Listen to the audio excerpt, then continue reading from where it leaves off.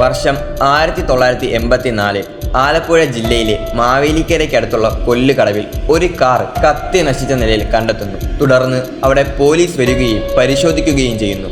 ആ കാറിനകത്ത് ഒരു മൃതദേഹം കത്തി നശിച്ച നിലയിൽ കണ്ടെത്തുന്നു. നാട്ടുകാരെല്ലാം പറയുന്നത് ഇത് സുകുമാരക്കുറുപ്പിന്റെ മൃതദേഹമാണ്. സുകുമാരക്കുറുപ്പിന്റെ മാതാപിതാക്കൾ തനിക്ക് ഗോപാലകൃഷ്ണക്കുറുപ്പ് എന്നായിരുന്നു പേര് നൽകിയത്.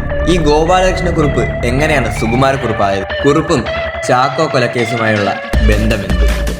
ഇതൊക്കെ അറിയണമെങ്കിൽ കുറച്ച് പിന്നിലേക്ക് സഞ്ചരിക്കേണ്ടി വരും.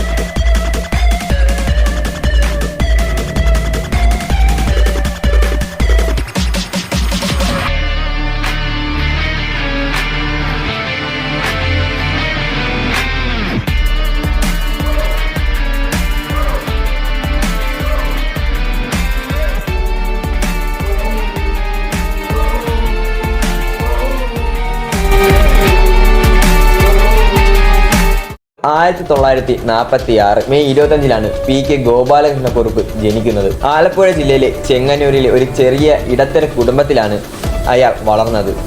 പ്രീ ഡിഗ്രി കോഴ്സ് പൂർത്തിയാക്കിയ ശേഷം ഗോപാലകൃഷ്ണക്കുറുപ്പ് ഇന്ത്യൻ എയർഫോഴ്സിൽ എയർമാനായി ചേർന്നു. എന്നാൽ അവിടുത്തെ ജോലി അദ്ദേഹത്തിന് വലിയ താല്പര്യമില്ലാതെ വരികയും ജോലിയിൽ നിന്ന് അദ്ദേഹം ഒരു ലോങ് ലീവ് എടുക്കുന്നു.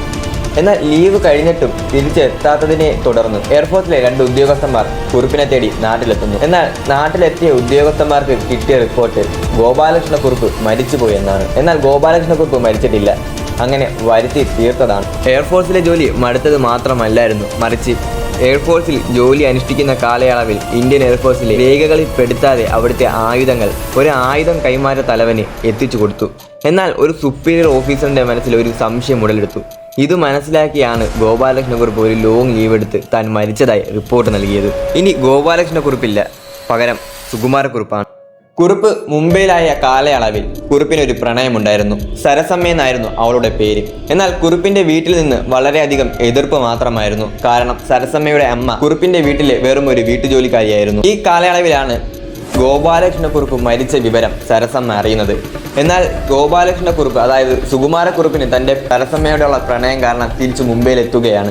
മുംബൈയിലെത്തിയ ശേഷം സരസമ്മയോട് കാര്യങ്ങളെല്ലാം വിശദമായി പറയുന്നു. തുടർന്ന് അവർ അവിടുത്തെ ഒരു ചെറിയ അമ്പലത്തിൽ വെച്ച് കല്യാണം കഴിക്കുന്നു.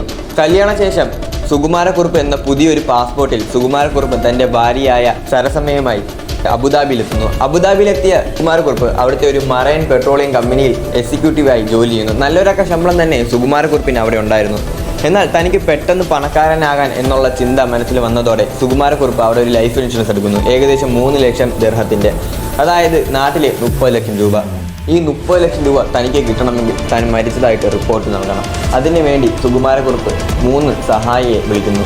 ഒന്ന് തൻ്റെ അബുദാബിയിൽ തൻ്റെ സഹായിയായ ഷാഹുവും, തൻ്റെ അളിയനായ ഭാസ്കരൻ പിള്ളയും, പിന്നെ തൻ്റെ ഡ്രൈവറായ പൊന്നപ്പനും. ഇവർ 3 പേരും കൂടെ ഒരു പദ്ധതി ഇടുന്നു. കുറുപ്പ് തൻ്റെ ആദ്യ പദ്ധതിയിൽ ഒരാളെ കൊല്ലണമെന്നില്ലായിരുന്നു. പകരം തൻ്റെ അതേ പൊക്കത്തിലും വണ്ണത്തിലും സാദൃശ്യത്തിലുമുള്ള ഒരു ശവശരീരം വേണം.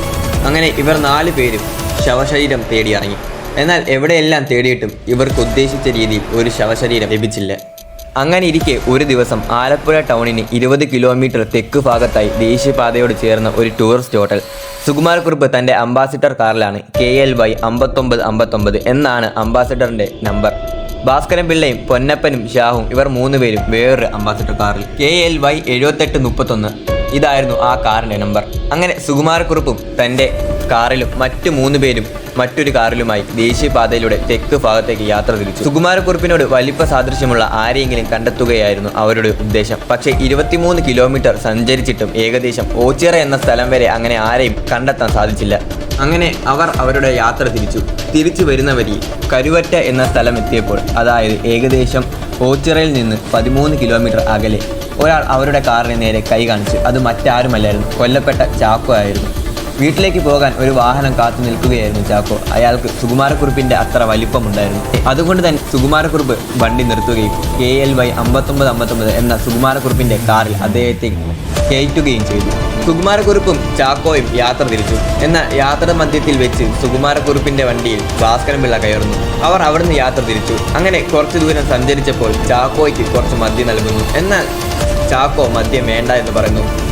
തുടരെയുള്ള ഭാസ്കരൻ പിള്ളയുടെ നിർബന്ധം മൂലം കാരണം ചാക്കോ അവസാനം ആ മദ്യം കഴിക്കുന്നു. എന്നാൽ ആ മദ്യത്തിൽ ഈതർ എന്ന പാനീയം കലർത്തിയിരുന്നു. അതുകൊണ്ട് തന്നെ ചാക്കോ പതിയെ മയക്കത്തിലേക്ക് പോയി. ഈ അവസരം മുതലെടുത്ത ഭാസ്കരൻപിള്ള ചാക്കോയുടെ കഴുത്തിലൂടെ തോർത്തു തുണി മുറുക്കി കഴുത്ത് ഞെരിച്ചു കൊന്നു. തുടർന്ന് സുകുമാരക്കുറുപ്പ് ചാക്കോയുടെ മൃതദേഹം തൻ്റെ പണിതീരാത്ത വീട്ടിൽ കൊണ്ടുപോവുകയും അവിടെ വെച്ച് ചാക്കോയുടെ മൃതദേഹത്തിൻ്റെ മുഖം കരിച്ചു കളയുകയും ചെയ്തു. ഇതിനുശേഷം സുകുമാരക്കുറുപ്പ് ആലപ്പുഴ ജില്ലയിലെ മാവേലിക്കരയ്ക്കടുത്തുള്ള കൊല്ലുകടവിലെ ഒരു വയലിൽ തൻ്റെ അംബാസഡർ കാറായ KLY 5959 ആ കാറിൽ ചാക്കോയുടെ മൃതദേഹം ഡ്രൈവർ സീറ്റിൽ ഇരുത്തുകയും വണ്ടി വയലിലേക്ക് തള്ളിയിടുകയും പെട്രോൾ ഒഴിച്ച് കത്തിക്കുകയും ചെയ്തു. കൃത്യം നടന്ന സംഭവ സ്ഥലത്ത് പോലീസ് എത്തുകയും അന്വേഷിക്കുകയും എന്നാൽ ആ അന്വേഷണം ഭാസ്കരൻപിള്ളയിലേക്ക് വഴിമാറുകയും ചെയ്തു. തുടർന്ന് ഭാസ്കരൻപിള്ളയെ പോലീസ് സ്റ്റേഷനിൽ കൊണ്ടുപോയി. എന്നാൽ ഭാസ്കരൻപിള്ളയ്ക്ക് പോലീസുകാരോട് കള്ളം പറഞ്ഞ് പിടിച്ചു നിൽക്കാനായില്ല. ഭാസ്കരൻപിള്ള സത്യങ്ങളെല്ലാം തുറന്നു പറഞ്ഞു. ഇത് മനസ്സിലാക്കിയ സുകുമാരക്കുറുപ്പ് തൻ്റെ അടവുകൾ പയറ്റി പോലീസുകാരുടെ കണ്ണിൽ പൊടിയെറിഞ്ഞ് നാടുവിട്ടു. എന്നാൽ ഇപ്പോഴും സുകുമാരക്കുറുപ്പിനെ കണ്ടവരുണ്ടെന്ന് പലരും പറയുന്നു. പല സ്ഥലങ്ങളിൽ പല വേഷത്തിലായി സുകുമാരക്കുറുപ്പിനെ കണ്ടവരുണ്ട്. ഇതാണ് സുകുമാരക്കുറുപ്പിൻ്റെ കഥ. കുറുപ്പിൻ്റെ കഥ ഇവിടെ പൂർണ്ണമാകുന്നു. മറ്റൊരു ക്രൈം ഫയലുമായി നമുക്ക് കണ്ടുമുട്ടാം.